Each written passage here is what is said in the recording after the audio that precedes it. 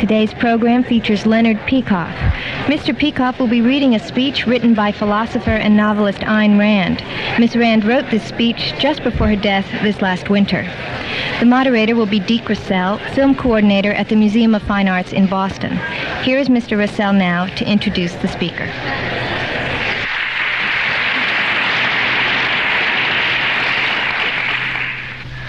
I'm sorry to report to you all a fact which I think you all well know, which is that our announced speaker for the evening, Miss Ayn Rand, died some weeks ago. I've been in quite a serious quandary about saying something about that this evening, because she was a great and glorious friend of the Ford Hall Forum. She appeared more often on our stage at our lectern than any other speaker, and commanded the respect and the interest and what we always at the Forum so deeply admire, the debate of her audiences with vigor and with an annual appearance. My quandary really is that, knowing something of her thought, I have some sense that it would be an offense to her and to her views, and perhaps to most of those of you, to try at too great length to memorialize her or to remember her in the wrong way. From my point of view and my perspective in my life, with the effect that standing on this stage with her has had on me, it is nonetheless the thing that I want to do most. And I thought that rather than make a long speech, as we have a good speech forthcoming shortly, I would just leave you with the sense that this has been a quandary, that she has been on my mind these last few weeks constantly, as she has for all of us in the Forum. And that in fact, in some very special ways,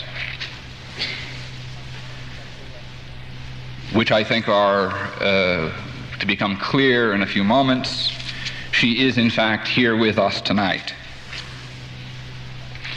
She is here, however, in the presence and through the arrangement that she made with Dr. Leonard Peikoff. Dr. Peikoff was Miss Rand's associate for over 30 years. An associate editor of the Objectivist, a contributing editor of the Ayn Rand letter, a professor of philosophy who has taught at Hunter College, University of Denver, New York University, and the Polytechnic Institute of Brooklyn. He is the author of the book, The Ominous Parallels, The End of Freedom in America.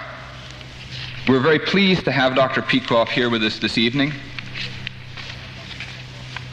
in particular as his appearance was arranged by Miss Rand herself before she died. And what he has to say to you in the opening part of tonight's meeting are her words. Dr. Peikoff.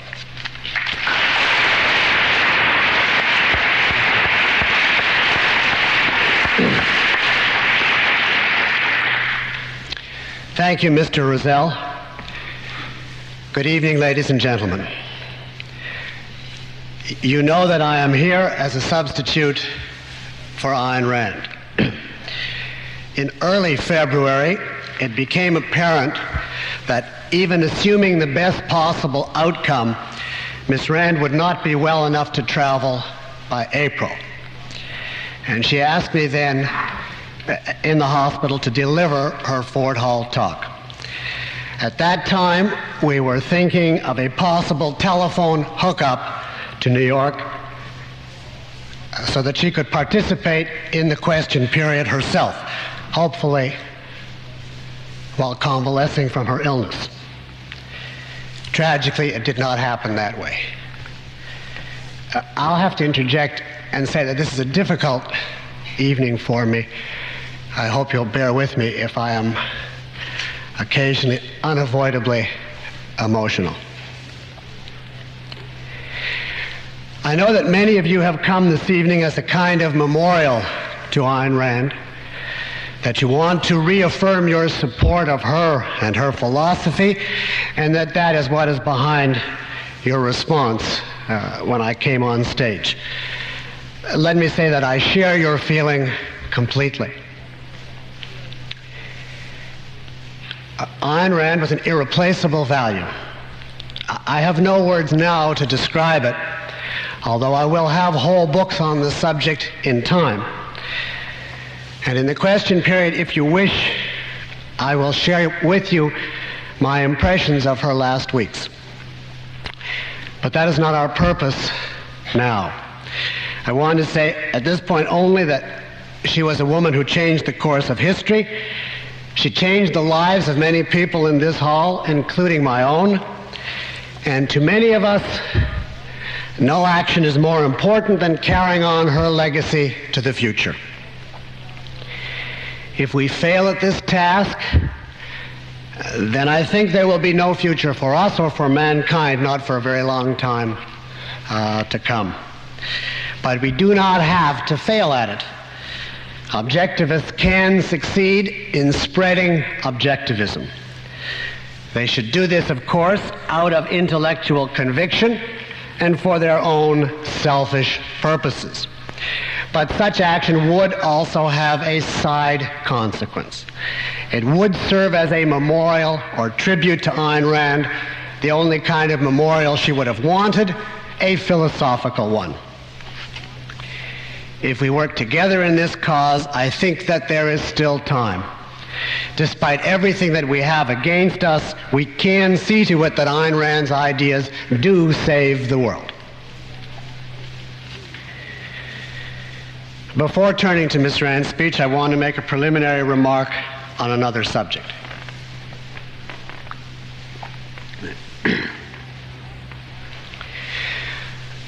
Ayn Rand was not an admirer of tradition, but she did establish some traditions of her own.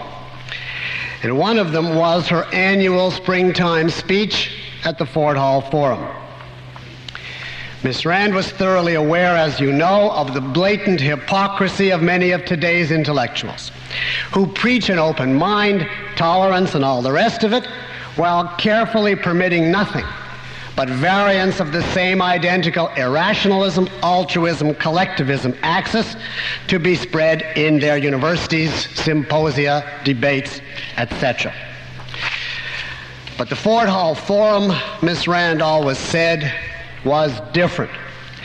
It was honest.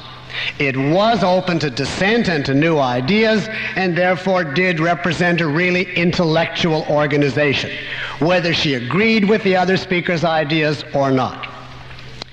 For that reason, she appeared year after year, and as you know, her admirers came to look on it as a tradition. The New York Times recently described these annual gatherings as the Objectivist Easter. And I accept the term.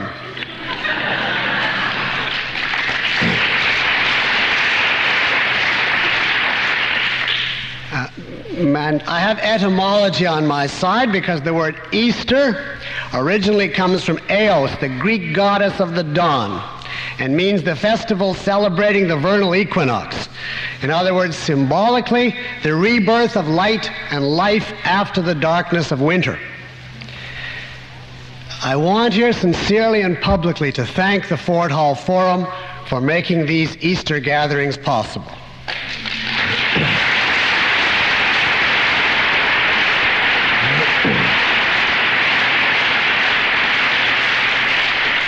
And I want especially to thank its officers for the intellectual justice that they showed to Ayn Rand when she was alive.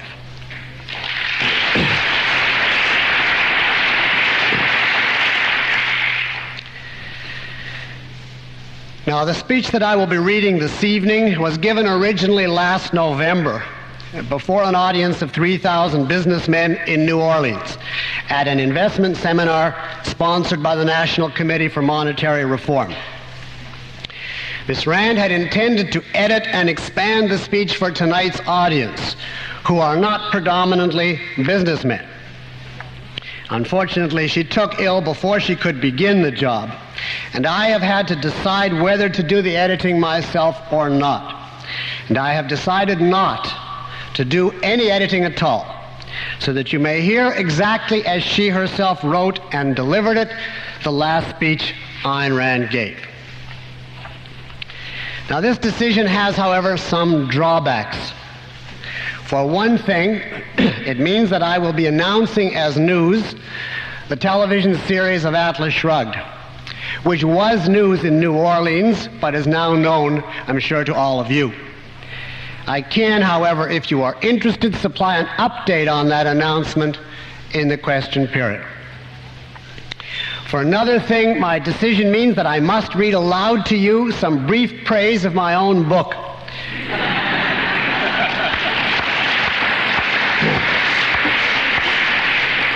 I hope you will forgive me for this.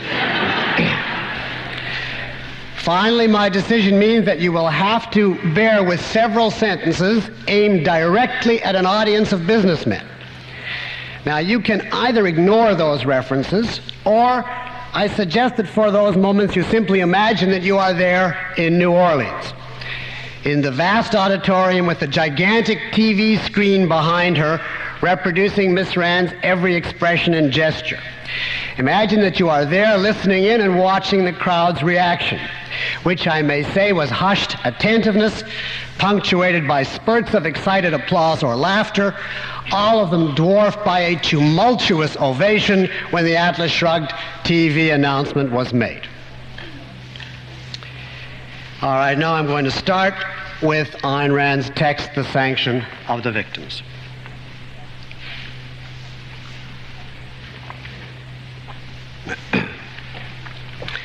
Ladies and gentlemen, since the subject of these seminars is investment, I must start by stating that I am not an economist and have no purely economic advice to give you. But what I am anxious to discuss with you are the preconditions that make it possible for you to gain and to keep the money which you can then invest. I shall start by asking a question on a borrowed premise. What human occupation is the most useful socially? The borrowed premise is the concept of social usefulness. It is not part of my philosophy to evaluate things by a social standard. But this is the predominant standard of value today. And sometimes it can be very enlightening to adopt the enemy's standard. So let us borrow the notion of social concern for just a little while, just long enough to answer the question, what human occupation is the most useful socially? Since man's basic tool of survival is his mind, the most crucially important occupation is the discovery of knowledge, i.e., the occupation of scientists. But scientists are not concerned with society, with social issues, or with other men. Scientists are essentially loners. They pursue knowledge for the sake of knowledge. A great many scientific and technological facts were known before the Industrial Revolution and did not affect human existence. The steam engine, for instance, was known in ancient Greece. But knowledge of that sort remained an exclusive concern that lived and died with scientists, and for century after century had no connection to the lives of the rest of mankind. Now suppose that a group of men decided to make it their job to bring the results of the achievements of science within the reach of men, to apply scientific knowledge to the improvement of man's life on earth. Wouldn't such men be the greatest social benefactors, as they have been since the Industrial Revolution? Shouldn't the socially concerned humanitarians, those who hold social usefulness as their highest value, regard such men as heroes? If I say, no, such men are not regarded as heroes today. They are the most hated, blamed, denounced men in the humanitarian society, would you believe me? Or would you think that I'm inventing some sort of irrational fiction? And would you say that something is wrong, terribly wrong, in such a society? But this isn't all. There is something much worse. It isn't merely the fact that these heroic men are the victims of an unspeakable injustice. It is the fact that they are first to perpetrate that injustice against themselves, that they adopt a public stance of perpetual apology and universal appeasement, proclaiming themselves guilty of an unspecified evil, begging the forgiveness of every two-bit intellectual, every unskilled laborer, every unemployed politician. No, this is not fiction. That country is the United States of America today. That self-destroying group of men is you, the American businessmen. When I say you, I mean the group as a whole. I accept the tenet that present company is accepted. However, if any of you find a shoe that fits, wear it with my compliments.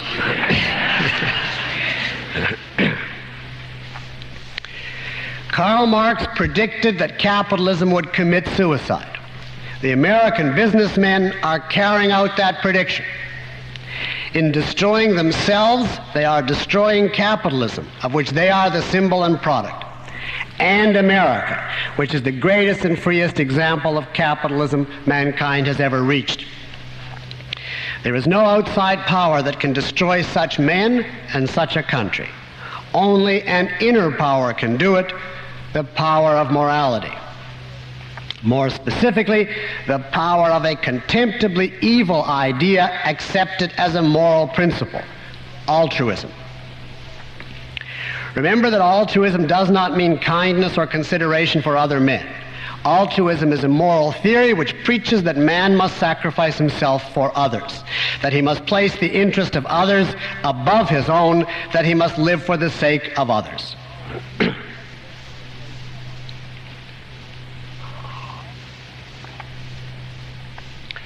Altruism is a monstrous notion. It is the morality of cannibals devouring one another. It is a theory of profound hatred for men, for reason, for achievement, for any form of human success or happiness on earth. Altruism is incompatible with capitalism and with businessmen. Businessmen are a cheerful, benevolent, optimistic, predominantly American phenomenon. The essence of their job is the constant struggle to improve human life, to satisfy human needs and desires, not to practice resignation, surrender, and worship of suffering. And here is the profound gulf between businessmen and altruism. Businessmen do not sacrifice themselves to others. If they did, they would be out of business in a few months or days. They profit, they grow rich, they are rewarded, as they should be. This is what the altruists, the collectivists, and other sundry humanitarians hate the businessmen for, that they pursue a personal goal and succeed at it. Do not fool yourself by thinking that altruists are motivated by compassion for the suffering. They are motivated by hatred for the successful. The evidence is all around us, but one small example sticks in my mind as extremely eloquent. In the early 1930s, an assistant of Jane Addams, the famous social worker, went on a visit to Soviet Russia and wrote a book about her experience. The sentence I remember is, "How wonderful it was to see everybody equally shabby." If you think you should try to appease the altruists, this is what you are appeasing. The great tragedy of capitalism and of America is the fact that most businessmen have accepted the morality of altruism and are trying to live up to it, which means that they are doomed before they start. Another contributory evil is the philosophical root of altruism, which is mysticism, the belief in the supernatural, which preaches contempt for matter, for wealth, well-being, or happiness on earth. The mystics are constantly crying appeals for your pity, your compassion, your help to the less fortunate, yet they are condemning you for all the qualities of character that make you able to help them. Evil theories have to rely on evil means in order to hold their victims. Altruism and collectivism cannot appeal to human virtues. They have to appeal to human weaknesses. And where there are not enough weaknesses, they have to manufacture them. It is in the nature of altruists and collectivists that the more they need a person or a group, the more they denounce their victims, induce guilt, and struggle never to let the victims discover their own importance and acquire self-esteem. The businessmen are needed most by the so-called humanitarians because the businessmen produce the sustenance the humanitarians are unable to produce. Doctors come next in the hierarchy of being needed and observe the hostility, the denunciations, and the attempts to enslave the doctors in today's society. Most businessmen today have accepted the feeling of guilt induced in them by the altruists. They are accused of anything and everything. For instance, the ecologists denounce the businessmen's refusal to sacrifice themselves to the snail darter and the furbish lousewort. But the businessmen's actual guilt is their treason against themselves, which is also their treason against their country. The statement that aroused such fury among the collectivists, "What's good for General Motors is good for the country," was true. And the reverse is also true. What's bad for industry is bad for the country.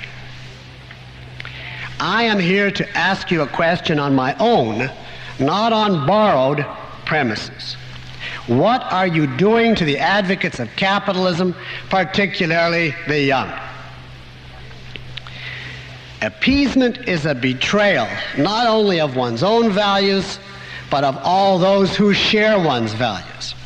If, for whatever misguided reason, businessmen are indifferent to and ignorant of philosophy, particularly moral and political philosophy, it would be better if they kept silent rather than spreading the horrible advertisements that make us cringe with embarrassment. By us, I mean advocates of capitalism. Mobil Oil ran ads in the New York Times which stated the following, I quote from memory: "Of the expression free, private, responsible enterprise, we strike out free and private as non-essential." One of the big industries advertises on television that they are full of people working for people. And some other big company announces on television that its goal is ideas that help people. I do not know what the ghastly PR men who come up with these slogans wanted us to think, that the companies worked for free or that they traded with people rather than with animals.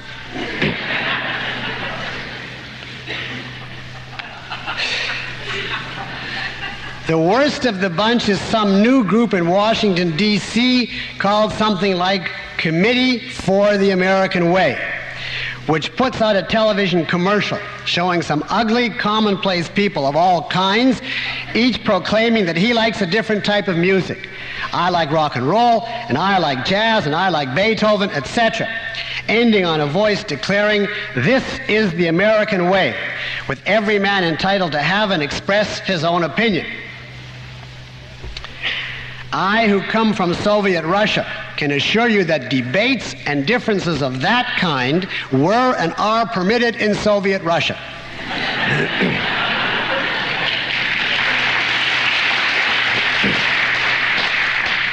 What about political or philosophical issues? Why didn't those upholders of the American way show people disagreeing about nuclear weapons, or about abortion, or about affirmative action? If that committee stands for the American way, there is no such way any longer.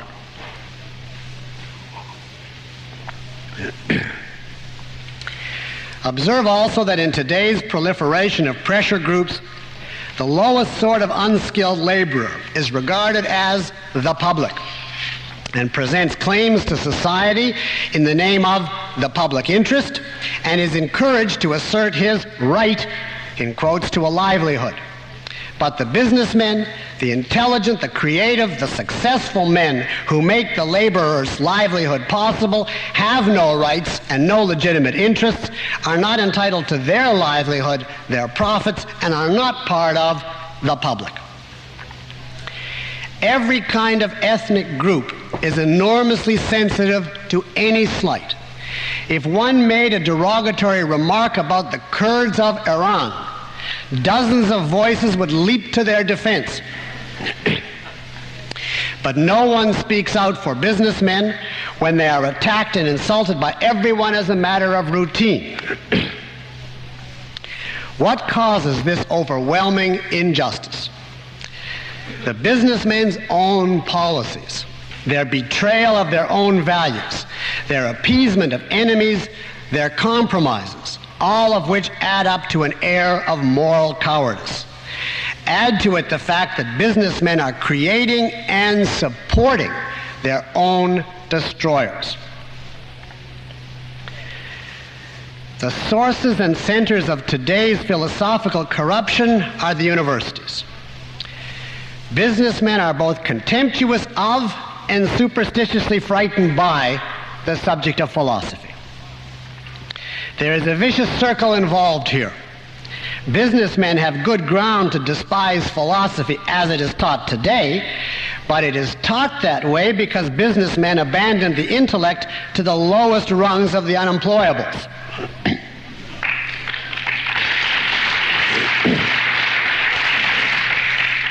All the conditions and ideas necessary to turn men into abjectly helpless serfs of dictatorship rule the institutes of today's higher education as a tight monopoly, with a very few and rare exceptions. Hatred of reason and a worship of blind emotions. Hatred of success and a worship of self-sacrifice. These are the fundamental notions that dominate today's universities. These notions condition and paralyze the minds of the young. If you want to discover how a country's philosophy determines its history, I urge you to read The Ominous Parallels by Leonard Peikoff.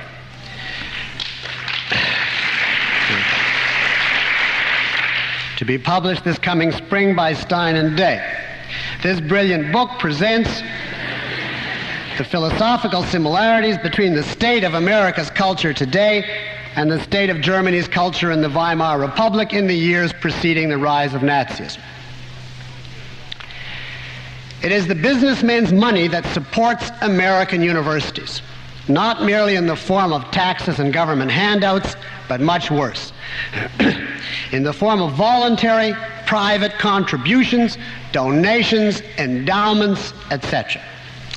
In preparation for this lecture, I tried to do some research on the nature and amounts of such contributions. I had to give it up. It is too complex and too vast a field for the efforts of one person. To untangle it now would require a major research project and probably years of work.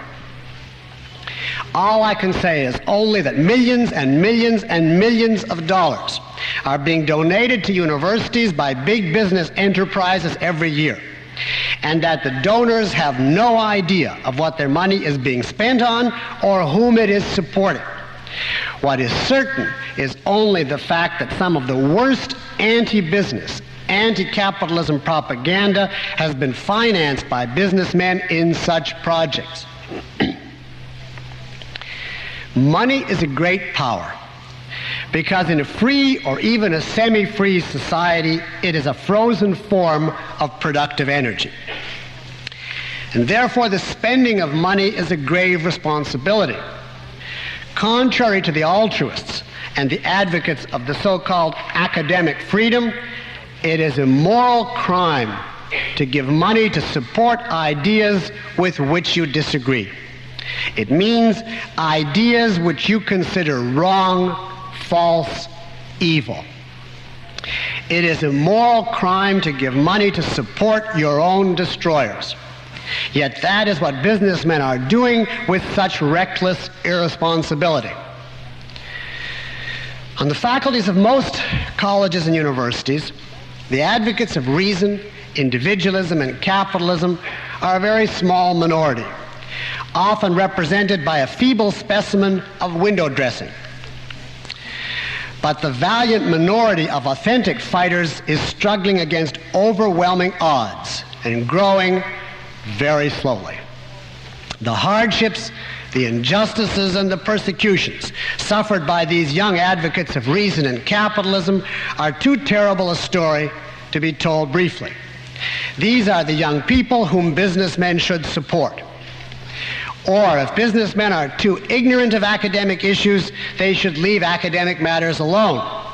But to support irrationalists, nihilists, socialists, and communists who form an impenetrable barrier against the young advocates of capitalism, denying them jobs, recognition, or a mere hearing, is an unforgivable outrage on the part of irresponsible businessmen who imagine that it is morally safe to give money to institutions of higher learning. The lasting influence of the universities is caused by the fact that most people question the truth or falsehood of philosophical ideas only in their youth. And whatever they learn in college marks them for life. If they are given intellectual poison, as they are today, they carry it into their professions, particularly in the humanities.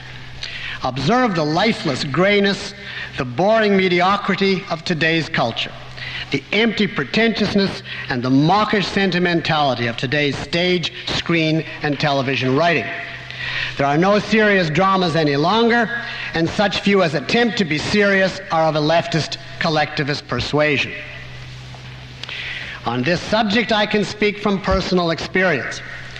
For several years, a distinguished producer in Hollywood has been attempting to make a television miniseries or a movie of my novel, Atlas Shrugged. He was stopped on 2 counts. 1, he could not find a writer able to write a romantic drama, even though there are many good writers in Hollywood. And 2, he could not raise the money for his project. Allow me to say, even though I do not like to say it, that if there existed a novel of the same value and popularity as Atlas Shrugged, but written to glorify collectivism, which would be a contradiction in terms, it would have been produced on the screen long ago. But I do not believe in giving up. So in answer to many questions, I chose this occasion to make a very special announcement. I am writing a 9-hour teleplay for Atlas Shrugged. I intend to produce the miniseries myself. There is a strong possibility I will be looking for outside financing to produce the Atlas Shrugged series.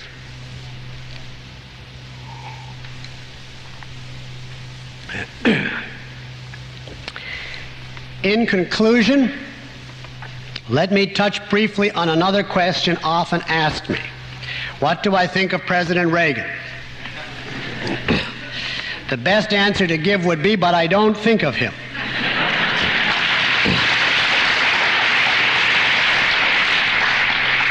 And the more I see, the less I think.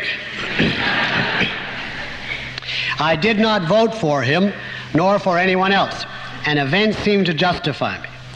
The appalling disgrace of his administration is his connection with the so-called moral majority and sundry other TV religionists who are struggling, apparently with his approval, to take us back to the Middle Ages via the unconstitutional union of religion and politics. The threat to the future of capitalism is the fact that Reagan might fail so badly that he will become another ghost, like Herbert Hoover, to be invoked as an example of capitalism's failure for another 50 years. Observe Reagan's futile attempts to arouse the country by some sort of inspirational appeal. He is right in thinking that the country needs an inspirational element, but he will not find it in the God, family, tradition swamp. The greatest inspirational leadership this country could ever find rests in the hands of the most typically American group, the businessmen. But they could provide it only if they acquired philosophical self-defense and self-esteem. Here is what young Americans have to say about it. I quote from the May 15, 1980 issue of the Intellectual Activist, a newsletter published by Peter Schwartz. Quote, feminists threaten to publicize the names of psychologists who hold their convention in a state which has not yet endorsed the Equal Rights Amendment. Unionists protest political functions that serve lettuce not approved by Cesar Chavez. Yet businessmen are willing not simply to tolerate denunciations of free enterprise, but to financially sponsor them, unquote. And I quote from an article by M. Northrop Buechner, The Root of Terrorism, in the October 1981 issue of the Objectivist Forum, published by Harry Binswanger. Quote, imagine the effect if some prominent businessmen were to defend publicly their right to their own lives. Imagine the earth-shaking social reverberations if they were to assert their moral right to their own profits, not because those profits are necessary for economic progress or the elimination of poverty, which are purely collectivist justifications, but because a living being has the right to live and progress and do the best he can for his life for the time he has on this earth, unquote. I recommend both these publications very highly. You may write to the Intellectual Activist at 131 Fifth Avenue, New York, New York, 10003. And to the Objectivist Forum at Box 5311, New York, New York, 10150. As for me, I will close with a quotation which is probably familiar to you. And I will say that the battle for capitalism will be won when we find a president capable of saying it. The world you desired can be won. It exists, it is real, it is possible, it's yours. But to win it requires your total dedication and a total break with the world of your past, with the doctrine that man is a sacrificial animal who exists for the pleasure of others. Fight for the value of your person. Fight for the virtue of your pride. Fight for the essence of that which is man, for his sovereign, rational mind. Fight with the radiant certainty and the absolute rectitude of knowing that yours is the morality of life, and that yours is the battle for any achievement, any value, any grandeur, any goodness, any joy that has ever existed on this earth. Thank you.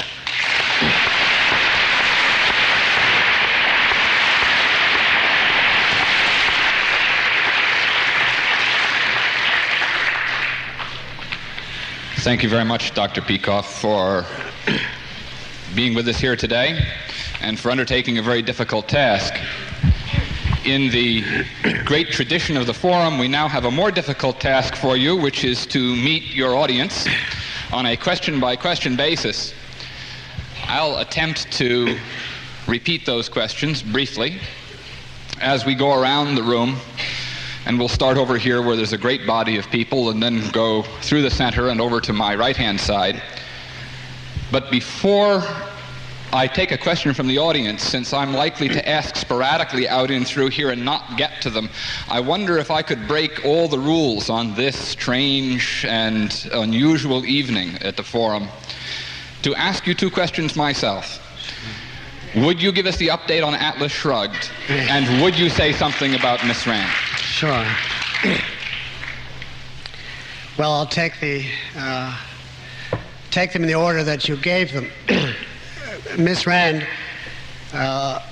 was aware at a certain point in her illness that she would not be able to complete the script. She asked me to ensure that the script was completed and that the television miniseries was produced. And I said that I would do that, and we are already taking steps to do that.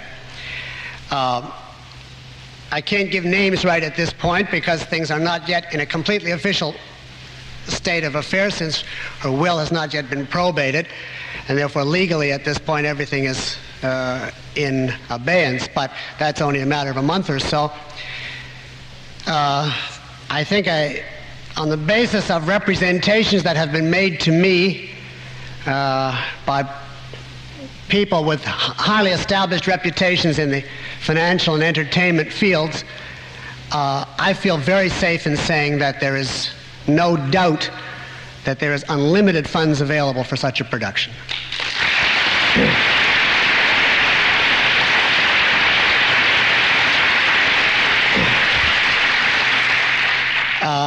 It remains simply to work out the final arrangements whereby the financial company that would be putting up the money would unite with the production company that is going to be actually bringing up, assigning a script writer, seeing that the script is completed, casting and producing it. And of course I have to get into the act besides these two entities. Let me just state what my position is. I am not myself choosing a script writer, casting. In that regard, I am not producing the miniseries. That is not my field. I know very little about that field. I wouldn't consider entering the movie business. So if you have sent, or you know people who are sending letters on the wrong one, so far it's too soon if you want to play Dagny or whatever. But in any event, I'm not casting. Miss Rand made it very clear to me explicitly, I'm telling you this so you will know in advance exactly what I am and am not attempting to do, and you can judge the final production, which will be 2 to 3 years, I may say, before it finally gets from its present stage actually to the screen. You can understand what I am trying to do. She told me, do not attempt to get the kind of control that I, Ayn Rand, got, because I'm a fiction writer and the author of this. And you are a professor, and this is not your field. You cannot ask for it. It's non-objective. Simply try to get somebody good and see that it is preserved philosophically intact. And that is what I'm restricting my mission to. I'm going to have, in effect, how will I put it, a veto power. So that if in the script or in the casting or whichever there is something which I would consider an offense, philosophically or whatever, against Miss Rand's views or spirit, I will reserve the contractual power to have that taken out. But other than that, that is the sole power that I am going to have in it. I know that the people that are involved in this sincerely want to do something of a high quality. They are not looking at it as simply a commercial enterprise in the low sense of the term commercial, but in the high sense. They're committed to the ideas. This does not mean that they would always do it the way that Ms. Rand would want it done. We can only do the best possible to us, and I think it's important, in accordance with her wishes and for the sake of the culture, to bring out the best version that we can within the limits of the possible. She herself completed, Ms. Rand, 1/4 of the script. That, of course, will appear intact.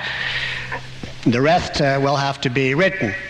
The only thing I can think of offhand to tell you further about that is that in deference to her tonsorial values, I'm going to require as a contractual stipulation that none of the heroes can be cast by people who have beards or mustaches, which she hated. That is about the story, and of course further details about the production and so on will be available in the Objectivist forum, will be printed there in the announcement section as they become available. That pretty much catches you up on that. Now the other was, I said I would say some words about Ms. Rand's last week's it's a difficult subject, but I felt that those of you who came here tonight are largely, I assume, her fans, and probably long-standing fans, and you felt something personal for her, and as of course I did. And in your position, I would be curious. So I don't want to be ghoulish, and I don't want to say too much, but I don't want to say nothing. So I'm going to try to take the golden mean. She was very ill from the end of January and was progressively sicker, weaker. She slept most of the time. She was lucid when she was awake. She was extremely weak. It was very difficult for her to speak or to form words at all. It was sometimes quite difficult to recognize the words because she did not have the strength to articulate them fully. But she was completely lucid until the end. At times, I believe that she did know that it was the end. At other times, when she felt maybe stronger, perhaps she didn't know that clearly in those moments. But she did retain her resolution, her strength of character right to the end. I can tell you the last significant conversation I had with her was on the Thursday evening. I went to her. She was at home at that time. She was extremely weak, and the nurse got her up in a chair, and I said to her that the Bob's Merrill press release was due. And I said, would you like me to handle it, or do you want to postpone the book for another 6 months? And she said, very feebly, but she said, neither. And I said, well, I couldn't even think what a third alternative would be. And she said, I'll do it. So I wasn't sure she understood me, and I said, well, there's this 2-page press release that they have to have approval of the copy on tonight, because I have to give it to them tomorrow. Well, she said, I'll do it. She took the typed press release, and the nurse put her glasses on. She read, I guess, one paragraph or so and fell asleep. So I took it from her. We sort of gently roused her. And I said, did you read it? She said, no, I didn't get through it. And I said, well, I'll read it aloud and tell me if it's okay. And I read it aloud, watching her to make sure that, she still was awake through it. And she stayed awake throughout the whole thing. She listened right to the last word, and she said, that's okay. And I questioned her about one fact to make sure that she had got the full meaning, and she did get it completely correctly. That was the last business act, the last professional decision that she made. At what cost, I don't know how she could have been able to focus under those conditions, but she did. And if I tell you something very personal, it'll perhaps give you the last emotional encounter that I had with her was that same evening, because the next evening she was extremely tired. I only spoke to her for just a few minutes on the Friday evening. So the last time I saw her at any length was the Thursday evening. I said to her, which was the solemn truth, this was not just a compliment to her, that I had been doing the page proofs of my book. I've been reading it sort of from morning to night, and that I was overwhelmed by the fact of how right she was philosophically, that my own book convinced me more than any single other thing of how right her philosophy was and why it was altruism that was destroying the world, and that I had never seen it so clearly, and that I wanted to thank her. I didn't realize this would be the last time I'd ever be able to say that to her. And she, I don't know how to describe it, she gave a huge smile. She kind of beamed, kind of a startled, surprised smile, which is the first smile I'd seen in weeks. And she fell asleep with a smile on her face. And we tiptoed out. And that's really the last I remember her that way. I think I'll confine myself to that. Thank you very much. We owe you a double debt now for what you've been able to share with us here tonight. Is there a question for Dr. Peikoff over in this area? We'll start here in the front. Yes, sir. Will there be a transcript of this talk at some point? Yes, it's going to be reprinted in the next issue of the Objectivist Forum, which was Miss Rand's practice. Yes, sir. For those of the businessmen that are supporting universities, the two in my view seem to be contradictory. My question is how do you explain the contradiction? Our questioner asked a contradiction about Ms. Rand's support for the forum, which has a series of intellectually divergent views presented from this same lectern, versus remarks made in the body of the speech about businessmen supporting universities, where there are a diversity of views. Well, would you please explain that Ms. Rand has not been financing the Ford Hall Forum for 74 years? Certainly. First of all, she has not been financing the Ford Hall Forum, but she would be very happy for businessmen to finance the Ford Hall Forum or to support it. And there's no contradiction at all between those two, precisely because the Ford Hall Forum does have a diversity of views, and the universities that she was talking about do not. A diversity of views in this context means a diversity on fundamentals. The Ford Hall Forum actually does have people who have different opinions. They have pro and con on such questions as reason and self-sacrifice and individual rights. This is not what most universities have, leaving aside token window dressing. They have a diversity of opinion in philosophy, for instance, between those who hold that we should go by reason, which has nothing to do with reality, or go by reality and ignore reason. Now, this is not a diversity of opinion. It's two variants of the same opinion, coming from the same father, Immanuel Kant. There's a diversity of opinion in psychology between those who say man has no mind, he's just a behavioral series of reflexes, and those who say, yes, he does, but it's controlled by his unconscious,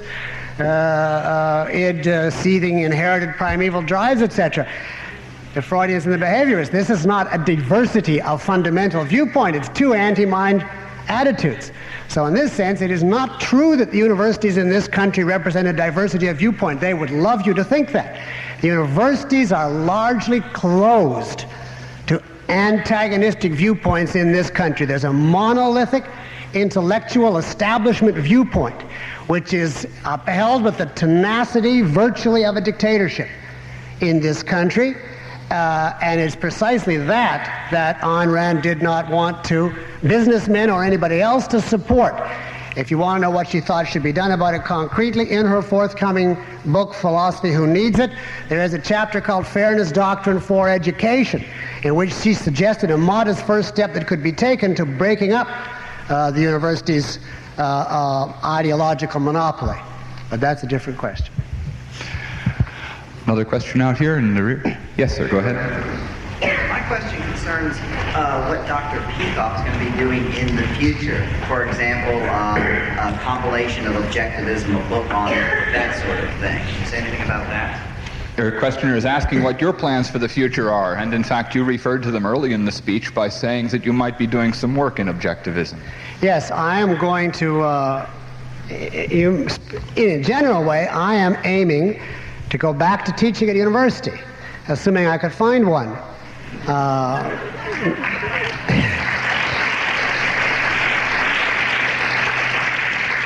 The difficulty there, of course, is not only the viewpoint, but that there are no positions in philosophy. There are 500 applicants for every opening. But assuming that there were any, that is my professional priority. In regard to Objectivism, my first priority is to sell my book. I'm going on a nationwide tour throughout most of June and July, 15 cities to advertise this book. I'll probably then spend August in the hospital. But then I intend to start writing books myself and to give further courses. I will probably give a new course on Objectivism in the fall. I want to do a book on philosophy myself in the fall, probably on the mind-body question and its ramifications in all the different branches of philosophy. But subsequently, I'm going to do a systematic nonfiction presentation of the Objectivist philosophy.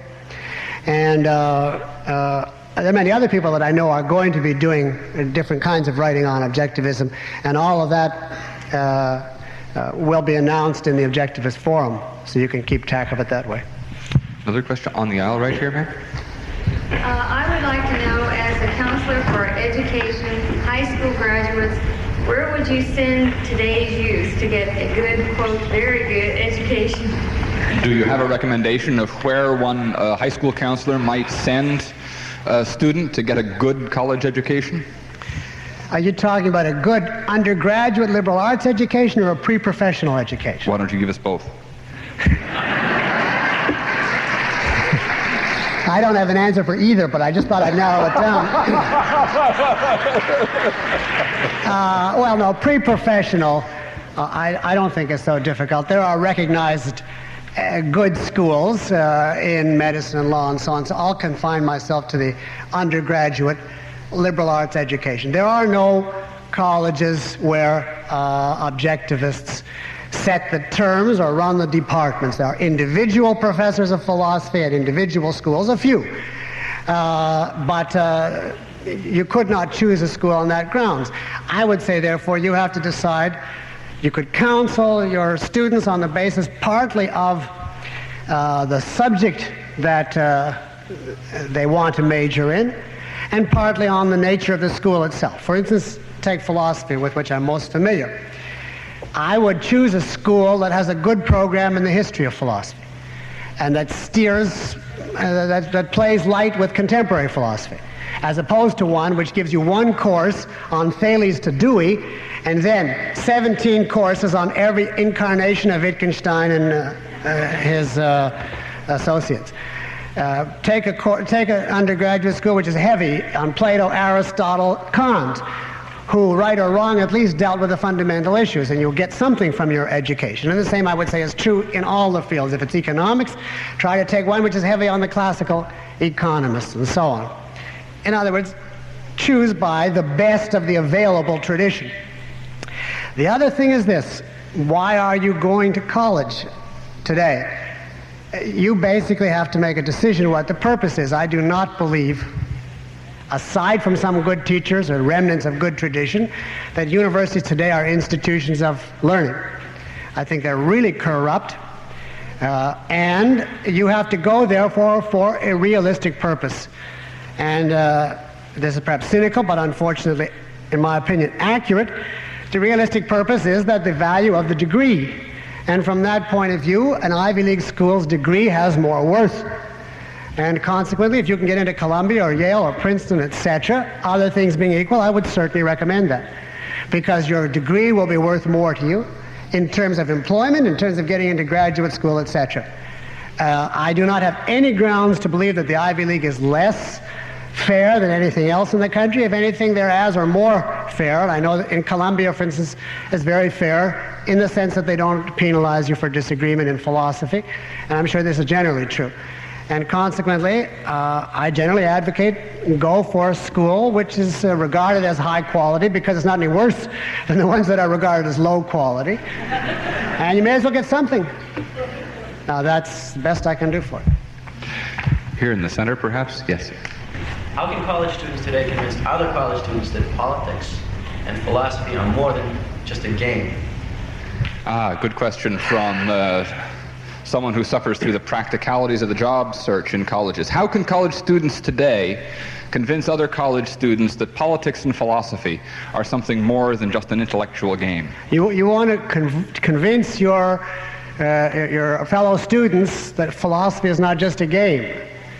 Well, I don't know a magic single argument that you could present that would convince them, because presumably it would be a philosophic argument and they would dismiss it as just a game that you're playing. So you would have to do it by asking them what is their reason for this view. If it's simply the impression that they formed from the classes that they've been to, you could say that it's a plausible impression. But you could suggest politely that perhaps their classes have not been entirely representative of the whole field of philosophy. If they've taken philosophy 1 and discovered only Wittgenstein 2, this is not necessarily a broad academic survey. you have to tell them bluntly your view of philosophy. That, of course, depends what it is. I would tell them I regard philosophy as an extremely practical subject. It's in no way a game.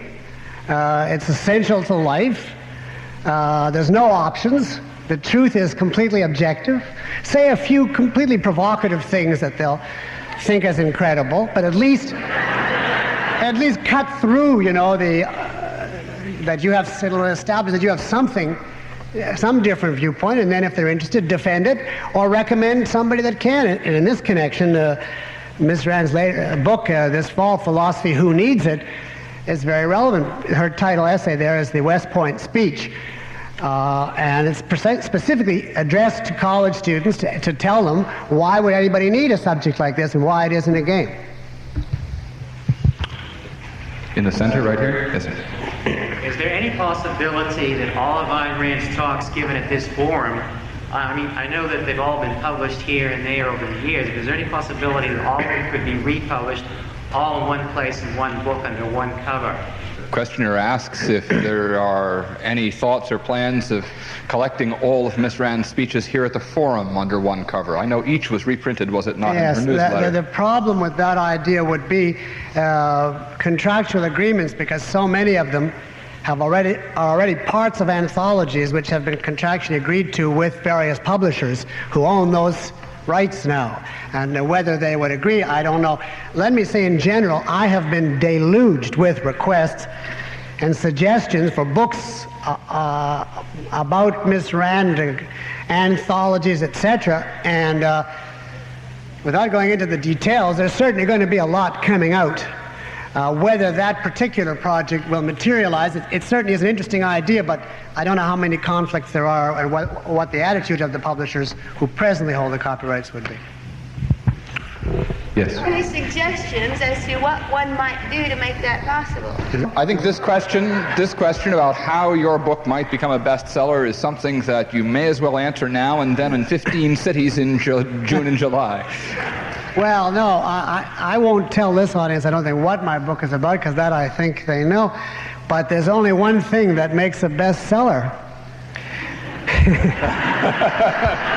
A bestseller is a very unique category. A bestseller is those books which sell at selected bookstores in this country. Mail order sales are not counted as part of a bestseller. And there are many, many books which far outsell the top bestsellers and are never heard of. They're not reviewed. They're not carried in bookstores.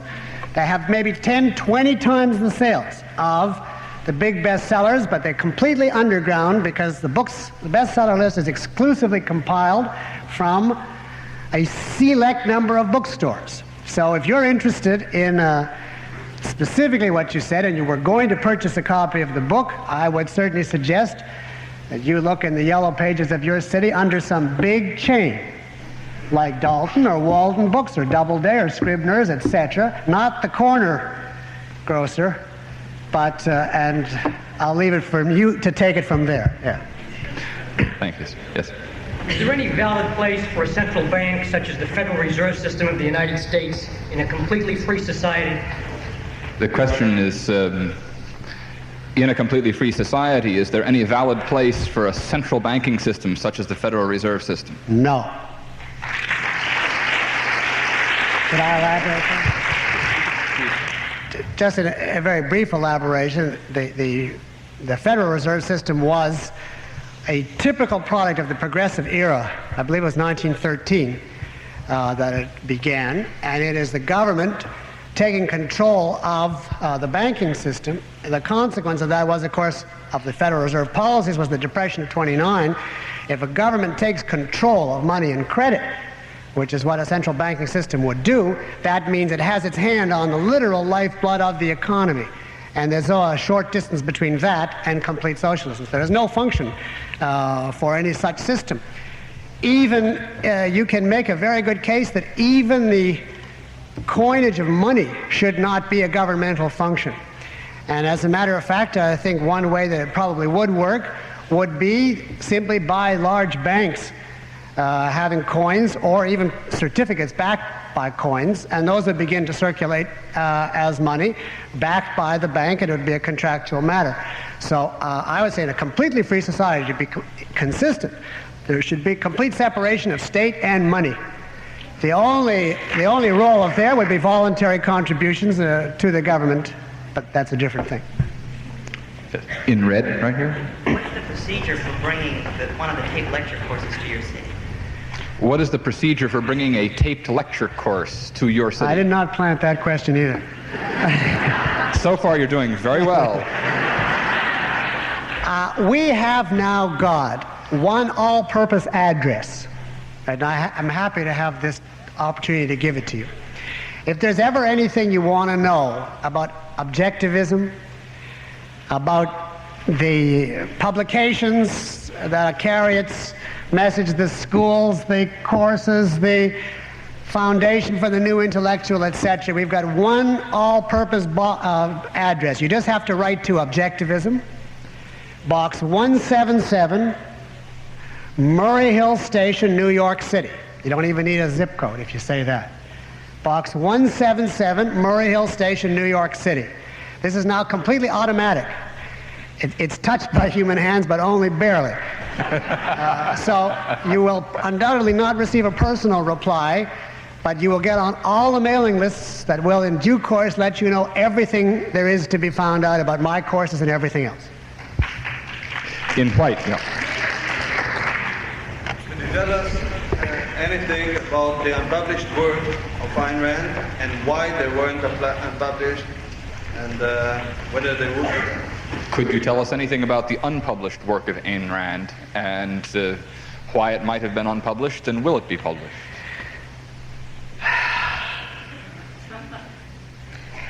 Well, I'm in a difficult position because I am not actually legally entitled to discuss that question at this time because the will not having been probated. So I can just speak in very, very vague generalities. There were a lot of things that Ms. Rand wrote on different subjects that she did not consider appropriate to publish at her lifetime, which would be of interest to her fans, and this material has to be gone through. Some of it pertains to fiction, some to nonfiction. And this material will be gone through, and whatever material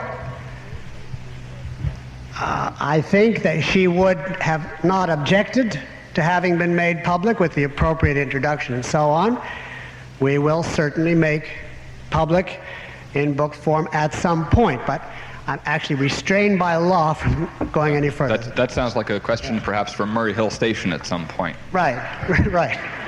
Yes, sir. I'm most interested in the character of Haig, but what do you think of what is going on right now with the Argentines and the British? The question really is, what do you think is going on right now with the Argentines and the British? It refers to a long tradition here at the Forum of asking current events questions of our speakers, and the questioner is also particularly interested in the character of Mr. Haig in those negotiations. I have more opinions on the character of Mr. Haig. I very much am against the Secretary of State. I think that he is essentially a Henry Kissinger the second, with only a shift in his rhetoric to the right, but not in the reality of his actions.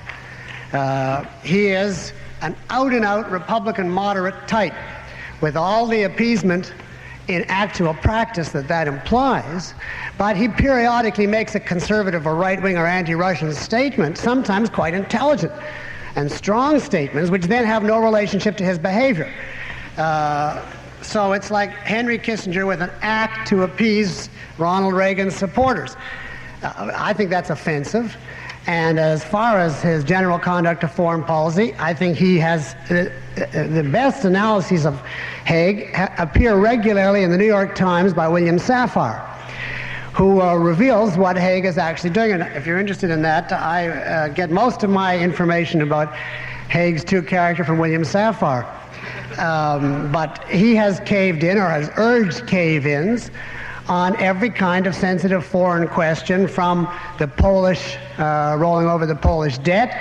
And the latest thing that Sapphire reported was that the question came up in Congress as to whether to reaffirm whether the Congress should reaffirm the 1960-odd, 61 or whatever, Kennedy ultimatum to the Russians not to introduce missiles in Cuba. And because of their own devious purposes of courting Cuba at that point, the Reagan administration, with Haig, urged Congress not to offend Cuba by reaffirming such a controversial thing as that there should not be missiles placed on, Russian missiles placed on Cuban soil and aimed at the United States. Now, those are just two out of many other examples, and from that point of view, I'm very opposed to the whole policy. It seems to me, although I have not followed the Falklands Island dispute, I was in Bermuda when it happened, and there's very little news in Bermuda when it first happened, and I feel like a soap opera of which I missed the whole first chapter. But from what I can tell, I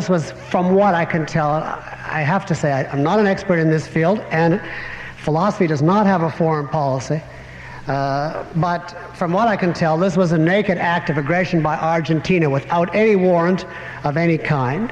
And the British reacted properly. I wish they had had a fleet that could get there in the same century in which the act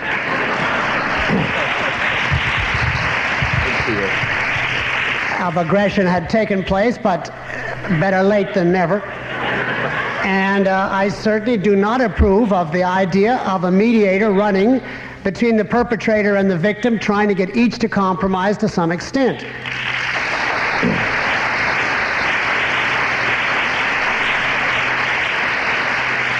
However, if you ask me what would I do if I was Secretary of Haig, given everything, I would resign.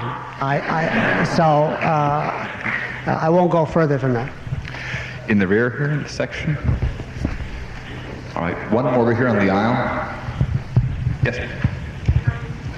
With public education, I'm very concerned, having children this age, how do you kind of penetrate the quagmire that exists now and that they don't really teach very much? How do you penetrate the quagmire of public education in this day and age?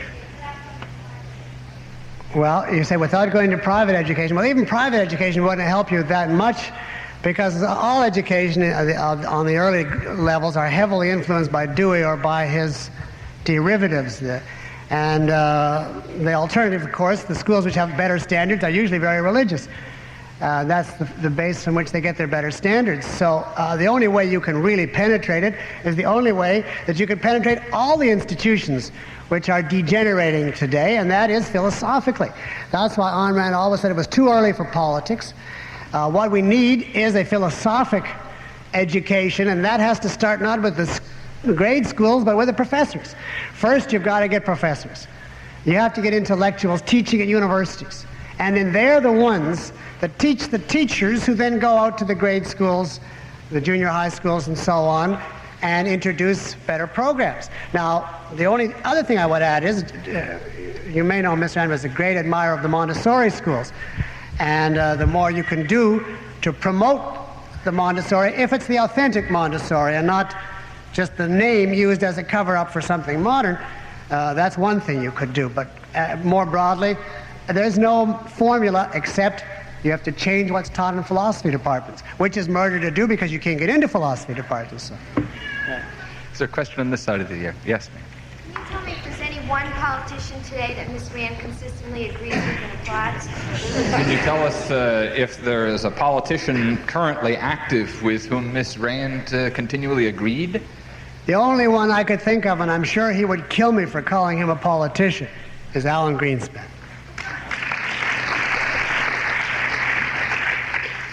Yes. Yes, ma'am. Dr. Peikoff, I read on the Objectives Forum that Ms. Rand considered a matter of honor to leave one's life in order. And I wondered if she considered it a dishonor to leave one's life in somewhat of disarray.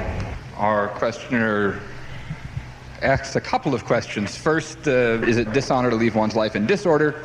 Secondly, how did you meet and become her associate?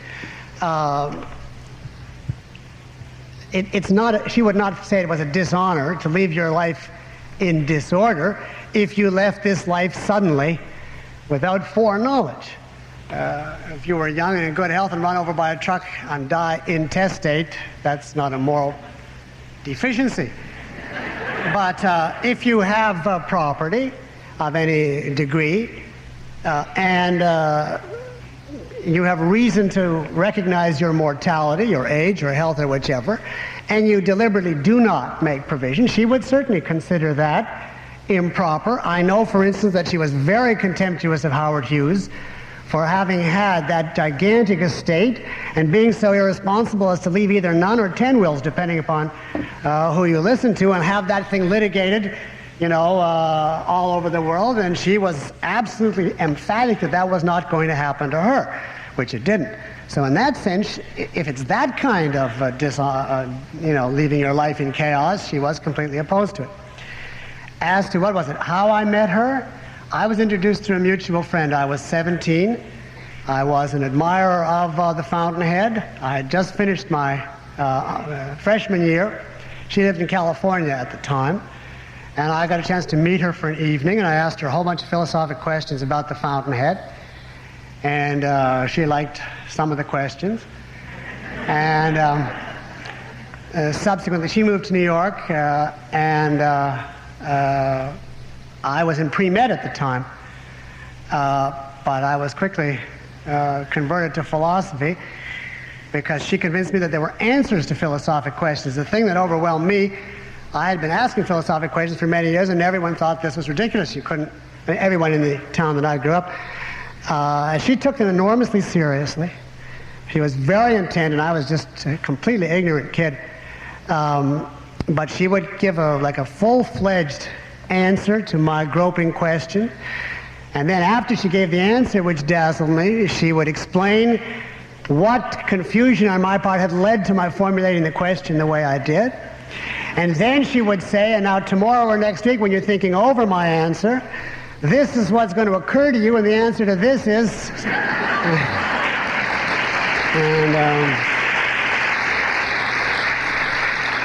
after, you know, a couple of evenings of that, this was to me irresistible. And I found out about a year later that people were actually paid money to discuss things like that. You know, that was what philosophy was, and I promptly gave up medicine. And moved to New York, and subsequently read Atlas Shrugged in manuscript with several other people in the early 50s. And then thereafter began to teach her ideas and write and so on. Yes, sir. Who here? Peikoff, and hoping that you will be invited to Fort Hall Forum next year and for many years thereafter. In answer to that, the officials of Fort Hall Forum said to me before it started this evening that they very much want to continue this springtime tradition, and I said I was very happy to, so let's do it.